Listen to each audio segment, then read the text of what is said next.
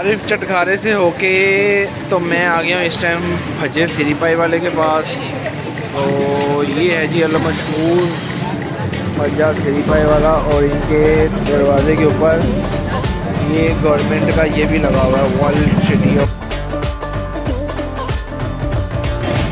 चले आए इनसे रेट शीट पता करते हैं भज्जे सिरी पाई वाले के पास। ये जी शोरबा इस टाइम तैयार हो रहा है, और ये पाए साइड पे पड़े हुए हैं। ये 24 घंटे इनकी शॉप ओपन आती है। वजन कितने का है प्याला पावा? क्वार्टर पाया 600 रुपये का होता है। क्वार्टर प्याला जो उसमें 2 पाए होते हैं 1200 रुपये।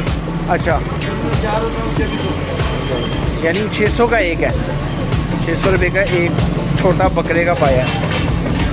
ये देखो बड़ी मशहूर और पुरानी दुकान है ये, इनके रेट्स भी लगे हुए हैं।